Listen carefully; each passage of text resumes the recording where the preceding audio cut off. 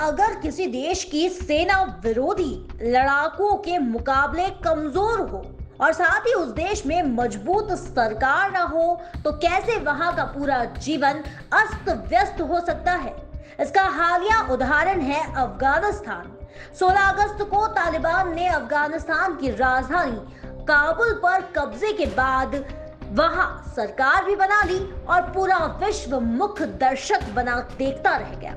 अफगानिस्तान में तालिबान का राज पूरे विश्व की राजनीति में एक बड़ा बदलाव साबित हो सकता है। तालिबान का अफगानिस्तान में आना सीधे तौर से आतंकवाद की जड़ों को गहरा और मजबूत करने के साथ ही तालिबानी और आतंकी विचारधारा को फैलाने का जरिया भी साबित होगा।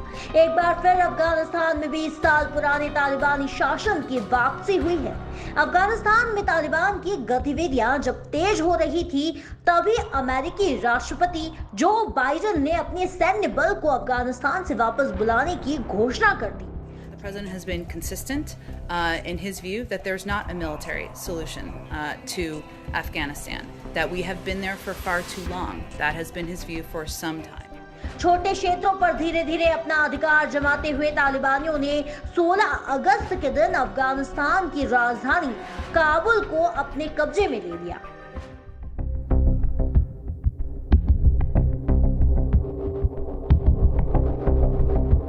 काबुल की सड़कों पर अफरा तफरी का माहौल था। लोग अपनी जान बचाने के लिए देश छोड़कर भाग रहे थे। तालिबानी शासन की तानाशाही तो पूरी दुनिया 20 साल पहले ही देख चुकी है, जब पूरे देश में शरिया कानून को लागू कर दिया गया था। तब इस कानून को न मानने वालों को सरेआम सजा दी जाने लगी। कानून का विरोध कर रहे लोगों को चौराहे पर लटकाया जाने लगा और देखते ही देखते हत्या और यौन अपराध के मामले भी बढ़ गए।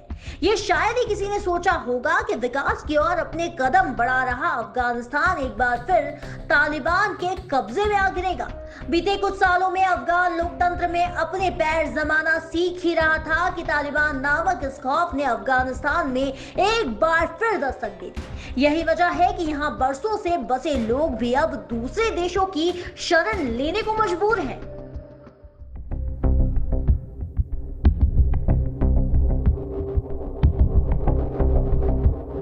सबसे पहले समझते हैं कि तालिबान नाम लोगों के सामने कैसे आया। आखिर तालिबान ने लोगों के दिमाग में अपनी खौफ से भरी छवि लोगों के भीतर गहराई तक कैसे छोड़ी कि जब एक बार फिर तालिबान की तानाशाही सामने आई तो लोग देश छोड़कर जाने को मजबूर हो गए। कैसे, कब और कहां हुई थी तालिबान की शुरुआत? दरअसल तालिबान आंदोलन, जिसे तालिबान या तालिबान के नाम से भी जाना जाता है, उसकी एक सुन्नी इस्लामिक आधारवादी आंदोलन के नाम पर शुरुआत हुई थी। तालिबानियों ने अपनी शुरुआत एक उद्देश्य के साथ की थी और वह उद्देश्य था कि लोगों को धार्मिक मदरसों में जाना चाहिए। तालिबान का शाब्दिक अर्थ छात्र होता है और ऐसे छात्र जो इस्लामिक विचारधारा पर यकीन करते हैं, पर शायद इतना यकीन कि वह अपने द्वारा बनाए गए नियम कानूनों का पालन न होने पर खून खराबा और क्रूरता की सारी हदें पार करने में भी संकोच नहीं करते। शुरुआती दौर में तालिबानियों ने भ्रष्टाचार और अनैतिक कामों के लिए आवाज उठाई तो उन्हें अच्छा खासा जन समर्थन प्राप्त हुआ। पर धीरे धीरे जब यही तालिबान अपनी तानाशाही पर उतर आए तो चारों तरफ इनके खौफ का साया गहरा गया।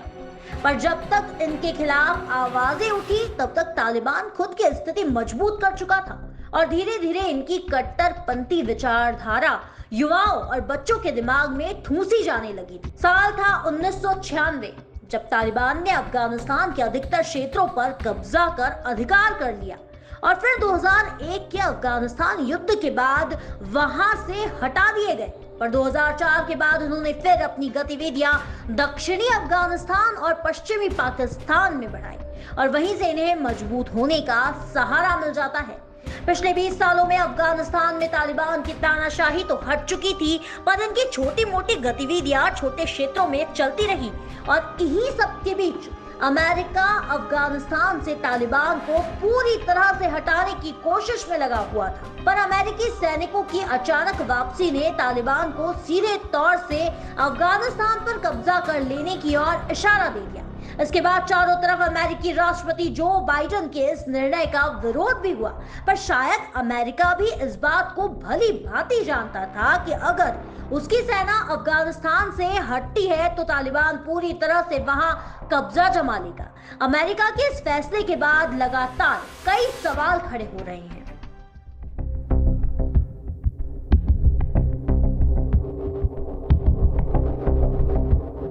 ये बात तब की है जब अमेरिका के राष्ट्रपति थे जॉर्ज डब्ल्यू बुश।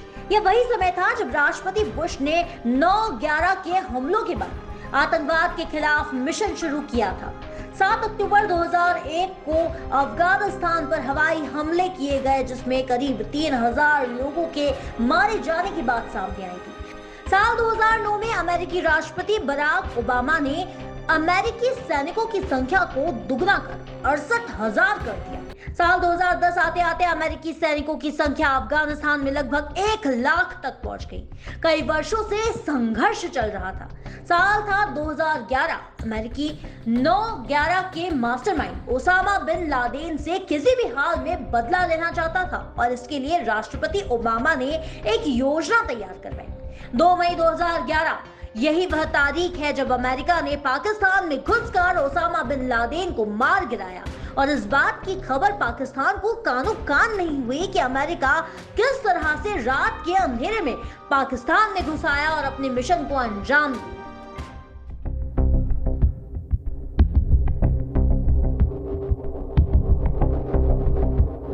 लादेन को मार गिराने के साथ ही अमेरिका का बदला भी पूरा हो चुका था। अमेरिकी सरकार तालिबान की ओर अपने रुख पर अब ढील देने लगा था। इसी के साथ 22 जून को सेना की वापसी की घोषणा कर दी गई। तालिबान एक बार फिर अफगानिस्तान पर अपनी जड़ें गहराने लगा और धीरे धीरे अफगानिस्तान के कई क्षेत्रों पर अपना अधिकार भी जमा लिया। बेशक आज अफगान के लोग खुद को अकेला और असहाय महसूस कर रहे हैं। अब तक लोगों के कई बयान और वीडियोस भी सामने आ चुके हैं जिसमें अफगान की जनता ये गुहार लगाते और कहते नजर आई कि पूरी दुनिया ने आज इस मुश्किल दौर में अफगानिस्तान को अकेला छोड़ दिया है। भले ही अफगान में रह रहे अन्य देशों के नागरिकों को वहां की सरकारों ने उन्हें किसी भी तरह बाहर निकाल दिया हो, पर तालिबान के अफगानिस्तान पर कब्जा न सिर्फ वहां के लोगों के लिए बल्कि पूरे विश्व के लिए तेजी से आया एक बदलाव साबित हुआ है। तालिबान के अफगानिस्तान में सरकार बनने के साथ ही विश्व के बड़े शक्तिशाली संगठनों को तमाचा भी लगा है। तालिबानी इस्लामिक अमीरात सरकार में नव नियुक्त प्रधानमंत्री से लेकर शिक्षा और विदेश मंत्री तक खूंखार आतंकियों की सूची में शामिल है। अगर बात करें भारत के रुख की, तो भारत के करोड़ों के प्रोजेक्ट्स अफगानिस्तान में चल रहे हैं। ऐसे में किसी भी तरह की जल्दबाजी घाटे का सौदा हो सकती है। पर अब सवाल यही है कि अफगानिस्तान को बड़ी ही शांति के साथ तालिबान को सौंप देना कितना सही है। अब ये तो आने वाला समय ही बताएगा कि तालिबान आतंकवाद को कितना बढ़ावा देता है। पर मौजूदा स्थिति से ये पूरे विश्व के लिए एक चिंता का विषय है जिस पर विचार होना आवश्यक है। खैर, अभी तो हमने आपको अफगानिस्तान से जुड़े एक किस्से को साझा किया है। हमारी ये स्टोरी आपको कैसी लगी और अफगानिस्तान पर विश्व के बड़े संगठनों की चुप्पी पर आपके क्या विचार हैं, हमें कमेंट बॉक्स में जरूर बताइएगा।